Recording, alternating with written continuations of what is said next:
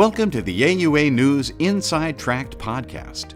Today's Inside Tract podcast is part of the Voices series, which is brought to you by the Diversity, Equity, and Inclusion Committee.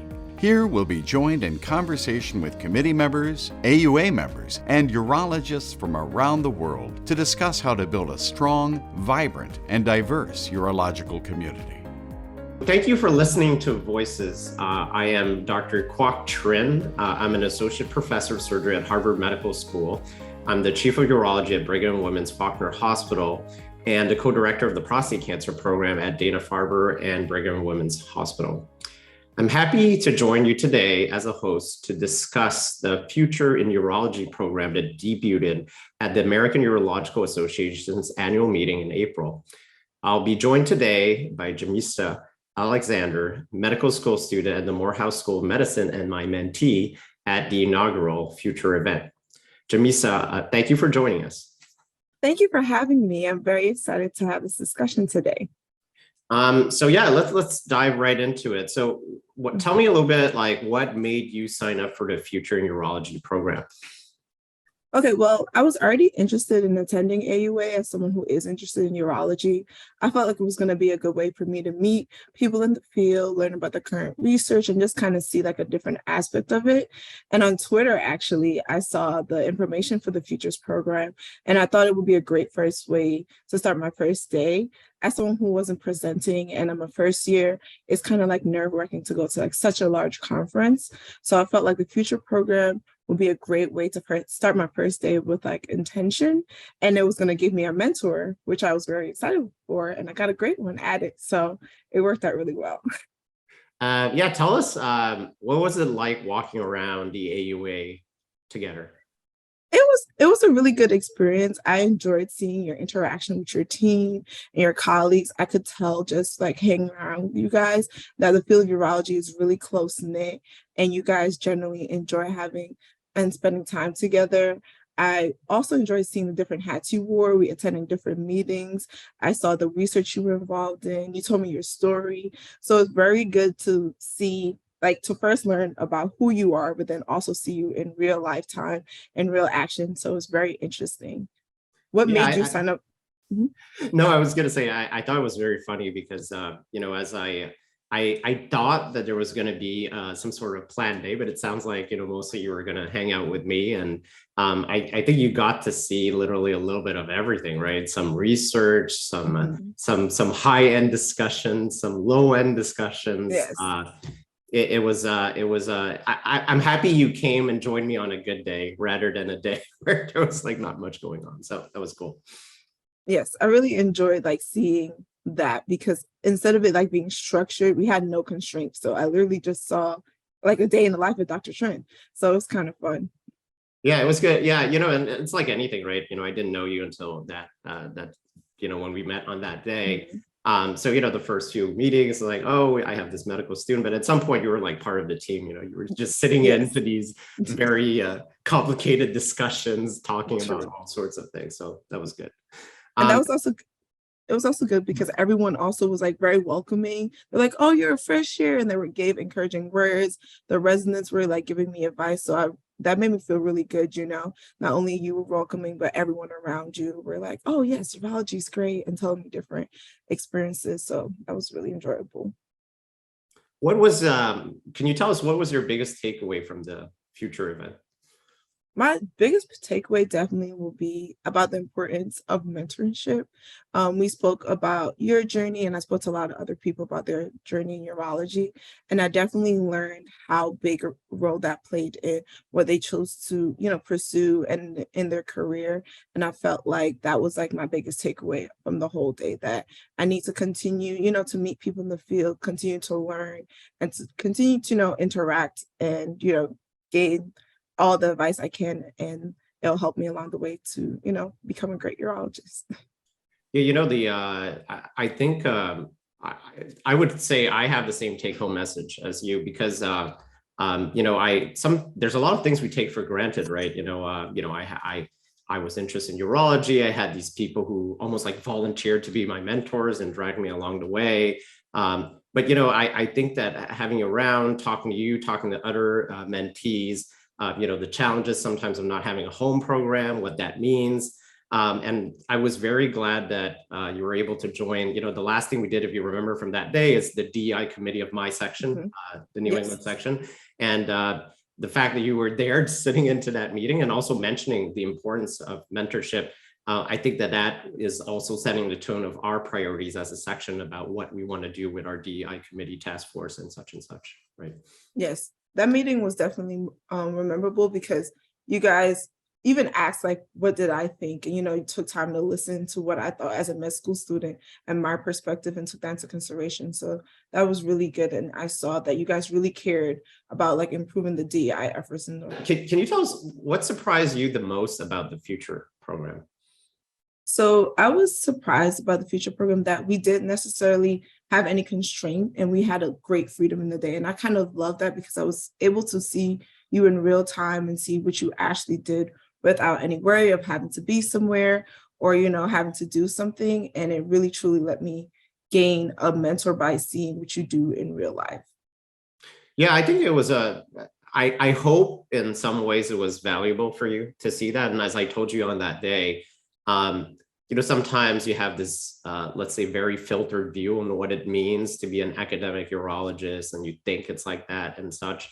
It's not anything is black or white. There's a lot of shades of gray, how we engage in conversations, how I talk to certain people, how I talk to other people. And I hope that you got out of it like a little bit of everything, right? I've talked during that day, I met all sorts of different people, different committees, different settings, talking to mentees, but talking to mentors of mine and leaders in the field. And you got to see a little bit of that and a little bit to see what it means to be an academic urologist. And hopefully you'll be interested and join us someday in the field and become an academic urologist yourself. Yeah, go ahead. Yeah. Earlier, we spoke about why I signed up. What made you sign up to be a mentor for the future program? I think, we talked about that on that day, but for the audience, I think I am somebody, if you look at my personal story, I, was children of Vietnamese immigrants, refugees, in fact. And I just happened, a little bit like luck, right? My mom was, one of those boat people who left Vietnam, and somebody decided that she was going to Canada. Her whole family was going to Canada, and this is how I ended up being Canadian. And I think that just growing up in Canada, I took a lot of this stuff for granted. How things are, how education, everybody has access, doesn't matter who you are, doesn't matter if you are the top 1%, your education is going to be the same. Yes, we do have private schools, but the private schools in Canadian education are still subsidized. So if you wanted to go, quote unquote, in the elite private schools, you were paying, oh my God, $3,000 a year, type thing. This is very far from some of the numbers I've been quoted for my own daughters of $60,000 a year, high school type thing. So this is a very different world that I grew in, where education is essentially free or mostly subsidized, and also healthcare, right? It doesn't matter who you are, you're going to the same hospitals.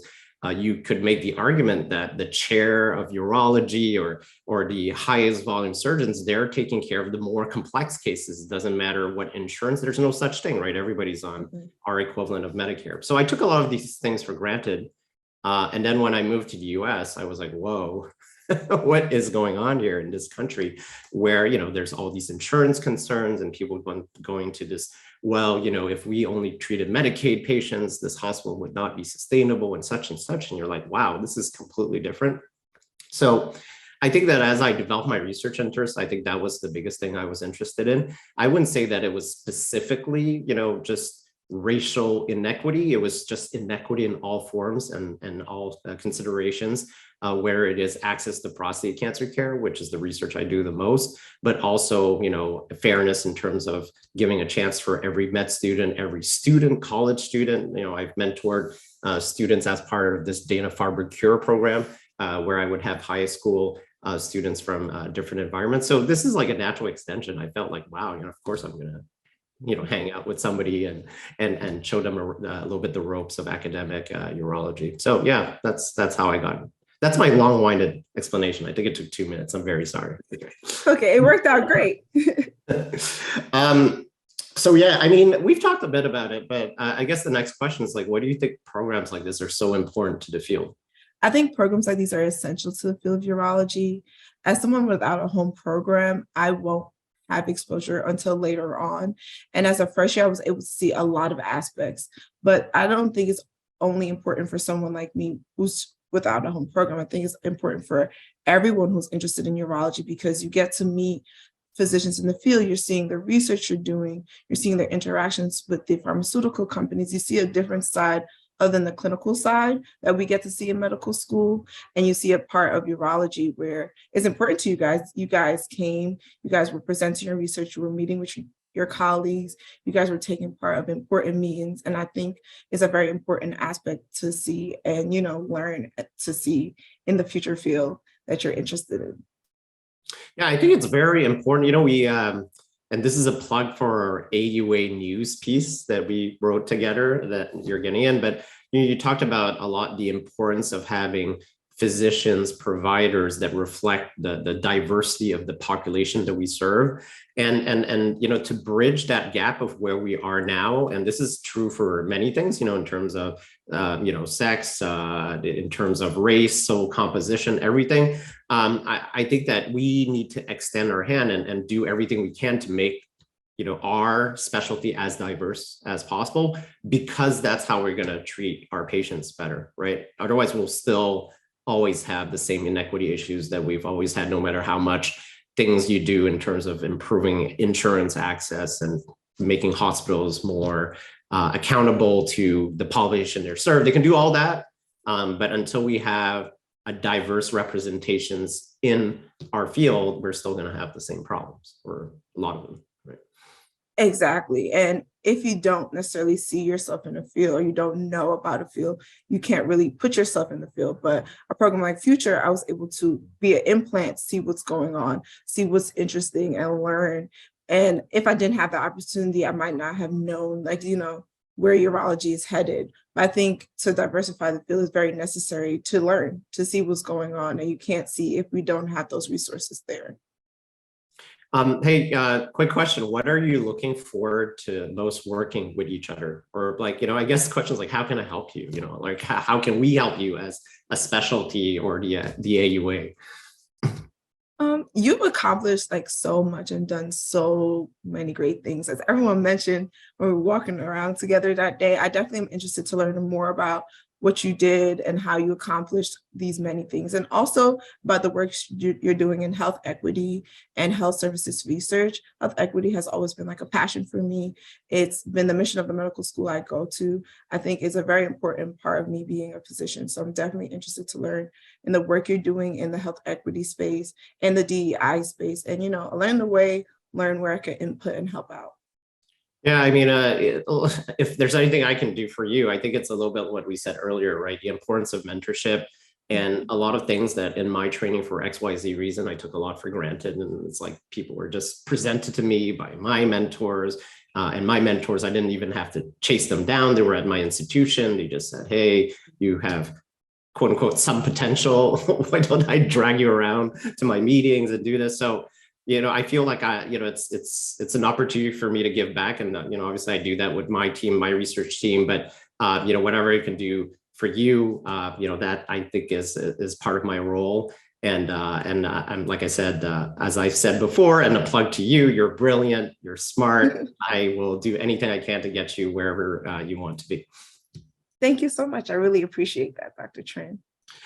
Yeah, I guess the last question I want to ask you is, what else do you want people to know about your experience with the Future program, and maybe what you think the Future program could do more or focus on in upcoming years? It's the first year after all, right? Yes. Well, first and foremost, I would like to encourage everyone, if you're first year, third, whatever year you are a medical school student, as a medical school student, to attend Future. There's a lot to gain. I think there's a lot of apprehension as medical school students to not attend conferences because you're not presenting or something like that. And this is giving you an avenue to attend this conference and learn how to spend the rest of your weekend, because I had a first day mixed with so many things. I kind of knew how to set myself up for the rest of the weekend and what things I was interested in attending and how to attend them and, what to do when I did attend them. So I think everyone does need to sign up for this program. I'm really hoping that it continues, and it seems like it will. I definitely hope it has like multiple days where hopefully we get, a different mentor stay with you, for more days of the weekend. And I definitely think, hopefully there's an avenue for a scholarship for someone who is not presenting. There's a lot of travel scholarships for people who are presenting. I feel like there's also a lot to gain for people who are new in the field or don't know enough or who haven't been involved in research as of yet, or someone like me who doesn't have a home program to be involved as research as of yet. However, attending AUA and being the right mentor or learning about what's going on, you can find research you're interested in and reach out to those people. So hopefully there are scholarships in the future for people to attend AUA who are not presenting. And I just want to encourage everyone to attend. There's a lot to gain. I was so motivated. It was so inspirational. And I had a really great time. It was definitely like my best experience in medical school so far. Hey, this has been awesome. I hope that we're going to inspire a lot of people on both sides, right? On the mentee side, on the mentor side, to get involved in this absolutely stellar program. Definitely. And, as I said, you're awesome. I'm looking forward to seeing you grow in the field and become an academic urologist yourself. And I'll see you very soon. Yes, thank you. This has been Voices, an AUA News Inside Tract podcast, and is brought to you by the Diversity, Equity, and Inclusion Committee. For more information about the AUA's diversity, equity, and inclusion efforts, visit auanet.org/diversity.